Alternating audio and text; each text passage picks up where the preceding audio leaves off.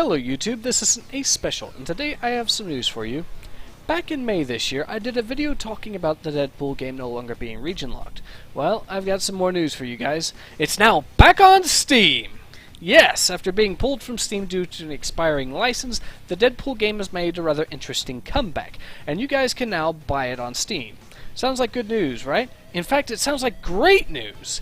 Well, it is! But there is a problem that needs to be addressed. What is this problem, you ask? Well, it would have to be the price tag that Activision has put on this game. For those of you who do not know, they are currently asking for $40 for this game. Now, to put to perspective how overpriced this currently is, I can easily buy a PlayStation 3 copy of Deadpool from the local Walmart for half the price. I could even go to GameStop and buy it for just $15. Some of the more suspicious viewers may be now thinking that Activision has decided to specifically put a high price tag on Deadpool because they were releasing it, and because it would be a rare collector's item now of sorts.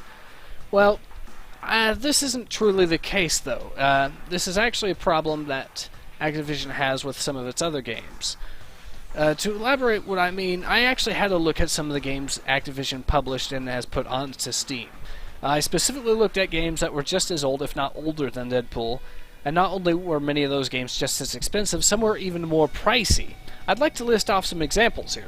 Transformers: Fall of the Cybertron, $50. Call of Duty Modern Warfare 3, $40. Walking Dead Survival Instincts, by all means a terrible game, $50. Call of Duty Black Ops 2, $60. It's still full priced. And the crowning achievement of them all, Call of Duty Black Ops 1, a game that came out in 2010, 5 years ago, $40. And by the way, these are just the base games. I am not including the price of the season passes or the DLC, which are, for the most part, still extremely expensive. So truth be told, this isn't a case of Deadpool getting specifically targeted for selling for twice as much as what a console hard copy cost. But it is perhaps the best example of Activision not knowing how to depreciate the value of its games.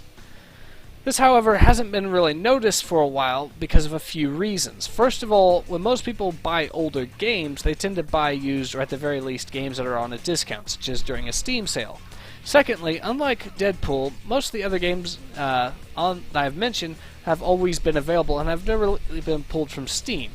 And thirdly, Activision typically makes its games with designed obsolescence in mind, as they typically make yearly releases whenever they can. Case in point would be the Call of Duty games. They make a new one every year. So there's a considerable amount of interest that's dropped on the from the old game onto the new one. So that explains why people haven't really noticed this for a while. Before we continue, I should state that this doesn't say that Deadpool is a bad game, though. It's actually quite a good game, and I do like it. I'm a person that is more than willing to shell out $40 for it, but I am much more willing, much more willing to shell out $20, like what's available to console gamers now at their local supermarket, and it has been all along. I don't want to dwell entirely on the negative with this video, though, so let's talk about the release itself. It's a victory for the preservation of video game history. What? What really more needs to be said? The game has gotten something of a reputation for being a rare collector's item that not all that many have had a chance to enjoy on PC, especially considering it was pulled after a mere 6 months or so. And now it's available again for people to play. I don't exactly expect this to lead to, say, Empire's Dawn the Modern World getting re-released on Steam, but it is, at the very least, a step in the right direction. Ultimately, I am very glad that Activision finally re-released this game onto Steam, but that doesn't excuse the asinine price model that they have, which has ultimately made this news bittersweet. The good news, however, is that there are at least 2 major Steam sales left in the year, the winter sale and the fall sale, specifically, so the price will most assuredly be dropped at both of those.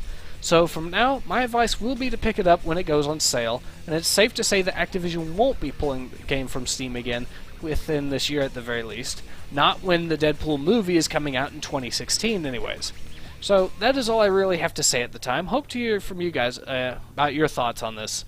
Maybe an interesting conversation might come about on this. Hope to see you guys again soon though. Ace out.